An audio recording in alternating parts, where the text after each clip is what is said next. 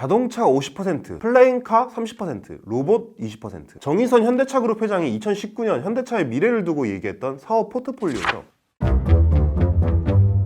현대차의 2022년 매출은 약 142조 원입니다. 미래의 현대차 매출이 얼마나 성장할지는 모르겠지만 현재 기준으로도 로봇 사업에서 한 해에 약 28조 원의 매출을 내겠다는 겁니다. 상당히 커다란 목표로 보이죠. 지금 현대차가 아직 본격적으로 로봇 사업에서 매출을 내고 있지는 않으니까요. 하지만 정의선 회장이 로봇 사업을 키우는 것은 단순히 28조 원에 혹은 그보다 더 많은 매출을 보고 키우는 것은 아닙니다. 정 회장의 시선은 좀 더 멀리를 보고 있죠. 로봇 사업이 단독으로 매출을 내는 것을 넘어서 현대차의 알파이자 오메가, 바로 모빌리티 사업 전체를 한 단계 위로 끌어올려 줄 수 있는 존재로 보고 있다는 겁니다. 어떻게 하냐고요? 현대차의 로봇 사업을 개괄해보면 비교적 선명하게 드러나요. 현대차의 로봇 사업은 크게 세 가지 분야로 나눌 수 있습니다. 웨어러블 로봇, 서비스 로봇, 모빌리티 로봇인데요. 이 가운데 모빌리티 로봇에는 스마트 주차 로봇, 전기차 자동 충전 로봇, 라스트 마일 모빌리티 로봇 등이 들어가거든요. 이 로봇들과 모빌리티 사업들의 연결점은 굳이 말할 필요도 없겠죠. 아니, 이름부터 모빌리티 로봇이잖아요. 그렇다면 1번과 2번을 좀 더 자세하게 들여다봐야 할 텐데,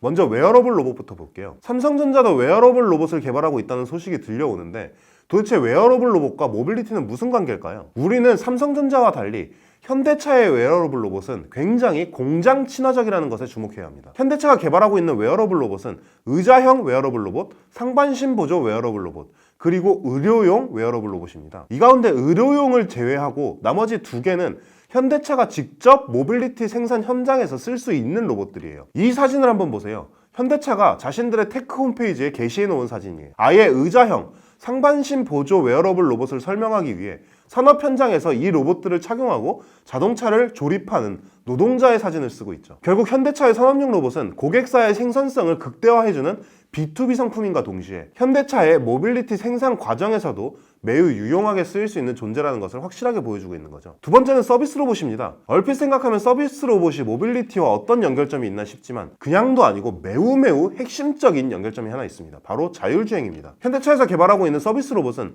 호텔 배송 로봇, 영업 거점 서비스 로봇, 자율주행 물류 배송 로봇입니다. 이 가운데 호텔 배송 로봇, 자율주행 물류 배송 로봇이 자율주행과 연관성이 있어 보이네요. 그렇다면 영업 거점 서비스 로봇은 그냥 오로지 판매만을 위해 만드는 로봇일까요? 이렇게 전혀 모빌리티와 관련이 없어 보이는 영업 거점 서비스 로봇에도 현대차의 모빌리티 사업과 관련성이 숨어 있다는 것이 현대차 로봇 사업의 재밌는 점입니다. 영업 거점 서비스 로봇에게 가장 필요한 기능은 바로 의사소통 기능입니다. 현대차의 모빌리티 사업 구상은 단순히 자동차를 만들고 판매하는 데서 그치는 것이 아닙니다. 차량이 하나의 엔터테인먼트 공간, 그리고 그걸 넘어서 고객의 일상 전체에 커다란 도움을 줄 수 있는 필수 불가결한 존재로 만드는 것이 현대차의 목표죠. 당연하게도 인간과 의사소통을 할 수 있고 나아가 인간의 감정까지도 살필 수 있는 인공지능 기술은 현대차에게 매우 중요합니다. 이를 달성하는 데 필요한 데이터와 기술력을 축적시키는데 매우 중요한 역할을 하는 존재가 바로 현대차의 영업 거점 서비스 로봇 다리입니다. 다리의 가장 큰 특징은 AI 딥러닝 방식으로 사람의 다양한 얼굴 형태와 표정을 담은 데이터베이스를 학습해 고객의 감정 변화를 읽을 수 있다는 것입니다. 언어적 요소뿐 아니라 제스처, 자세, 표정, 눈맞춤, 억양, 목소리 등 비언어적 요소를 통해서도 소통이 가능합니다. 정의선 회장이 제시했던 세 가지 포트폴리오, 자동차, 플라잉카, 로봇, 가만히 살펴보면 금방 깨달을 수 있습니다. 각각 따로따로 노는 사업이 아니라 서로 긴밀하게 연결되어 있는 사업이라는 것을요. 특히 로봇 사업은 현대차의 각 사업들을 서로 연결해주는 악교와도 같은 역할을 할 수 있는 사업인 것처럼 보입니다. 그래서 정의선 회장도 현대차도 끊임없이 로봇을 외치고 있는 것일 테고요. 과연 현대차의 로봇 사업이 현대차 전체의 모빌리티 사업을 어디까지 끌어올릴지, 그리고 그 과정에서 현대차의 기업 가치는 얼마나 상승하게 될지 기대가 되네요.